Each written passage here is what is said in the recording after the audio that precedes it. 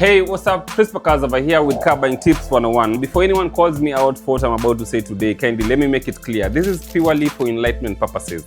Making decisions based on my views is entirely subject to an individual's choices. So without wasting time, straight to the point.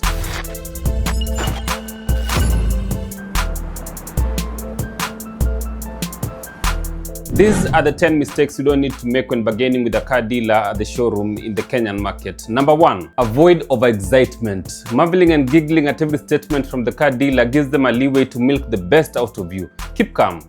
Number 2, avoid simping or showing desperation. If you see the negotiation is getting heated, simply walk out. You have 1,001 other showrooms around Kenya and you can always get an alternative somewhere else.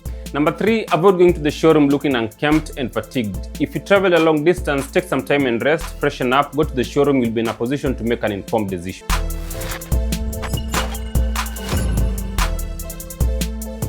Number 4, don't bargain installments, bargain purchase price. In other words, don't go telling the dealer you're willing to pay a particular amount of money every month because that's what you're comfortable with. Some math will be done you won't understand. At the end of the day, you'll end up paying more. Number 5, don't enter a hire purchase deal with uncertain future income. When you default, an auctioneer will be sent your way before you know it, and that's how your money is gone. Number 6, don't disclose your budget. Just in case the car is not there, the dealer may convince you to take an alternative within the same budget, even though it's not what you wanted. Number 7, don't send commitment to reserve a car, then take a longer period to pay the balance. Anyone can enter the showroom with ready cash, give it to the dealer, and they will give out the car. You'll end up taking an alternative or part of your money will be deducted. Number 8, don't fail to read all the agreement terms to understand before signing. You might be signing up for some future stress you don't know. Number 9, don't fall for high pressure tactics. Be very keen with a dealer who is very fast to close a deal. There might be some underlying issues somewhere. And finally, be sure to keep all your monthly installments payment in hire purchase deals. You might need them when going back for your logbook.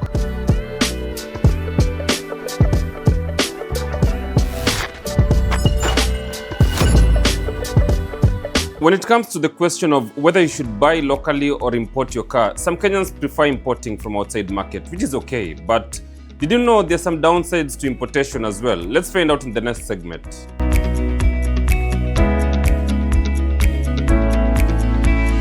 If you're planning to import a car to Kenya with a budget of, let's say, 2 million and below, thinking you're going to save something out of it, now here's a very honest advice that probably nobody's going to tell you out there. Simply buy from locally available trusted dealers. Buying locally is cheaper because some of these dealers import these cars in bulk, at times even hundreds.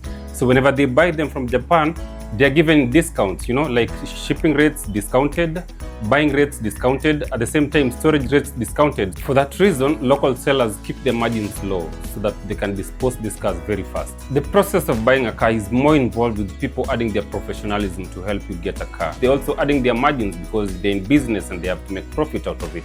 So if you get an importer who is not a frequent importer like car dealers, and they also want to make a profit out of it, there's more likelihood of that importer adding a bigger margin so as to make a bigger profit, because next he or she is getting such a deal, God knows, maybe in the next 2, 3 or 5 or even 1 year. If the charges are disproportionate to the price of the car, trust me, you're going to make a loss. By the time the car arrives in Kenya, all the cost that goes into overall shipment process is higher than what you expected. Simply buy from local market if it's a 2 million car and below. The benefits of importing will only make sense when the car is priced 2.5 million shillings and above. The more the purchase price, the more likely there is to be a price advantage to importing. Any dealer who is going to import a high-end unit like the LC200 or any Lexus series to retail in Kenya is more likely to have a higher profit margin. And that's why you'll walk into these showrooms and find a car that has stayed close to 2 years without getting a potential client.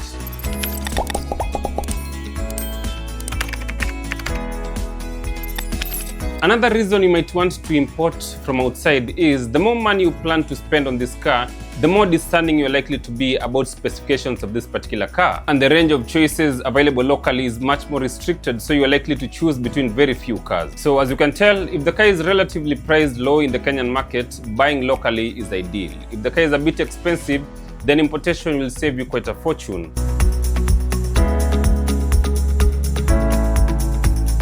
As I mentioned earlier at the beginning of this video, the main purpose of this content is to enlighten you as a car enthusiast or anyone in the Kenyan market for a used or a brand new car. Another precaution you might need to take is avoid big showrooms when shopping for a car in the Kenyan market if you want to get the best deal and awesome after-sales services. If you can get a similar unit in a smaller showroom, kindly stick to that. Reason, these big showrooms have huge stock and there's a likelihood a bigger percentage of this stock is not well maintained. They also deal with so many people, make sales almost on a daily basis, so they have nothing to worry about. In that case, they won't have time to attend to a mkulima mdogo the way they would to a high-end customer. You will get shady treatment, which even gets worse after making your payments and signing your agreement. Some can even be rude and chase you away. Simply find a small dealer with few well-maintained cars. We'll have ample time for you before you make your purchase. Thank me later.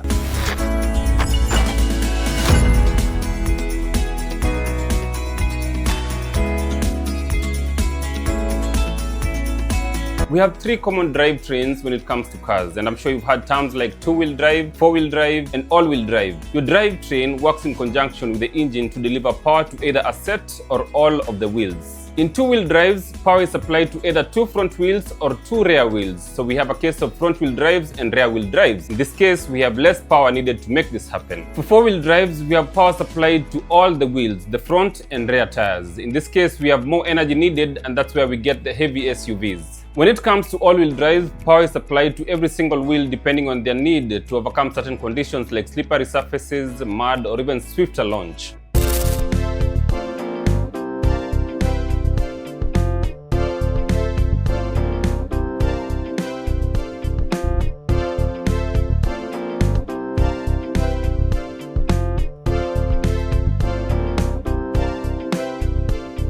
Now, here's the point. In most cases, the main essence of buying a small car with a smaller engine like 1300cc and below for either taxi businesses or private use is to cut on fuel consumption, so you do not need a four-wheel drive or an all-wheel drive. For that reason, when shopping for such small cars, be sure to confirm the drivetrain so you don't end up with a four-wheel drive, which by the way is going to be cheaper than the two-wheel drive counterpart. At the time of this video, Vitz 1300cc four-wheel drive in the Kenyan market asking price around 1.25 million Kenya shillings and two-wheel drive asking 1.4 million. Vespa Cars, all about cars. See you in the next one.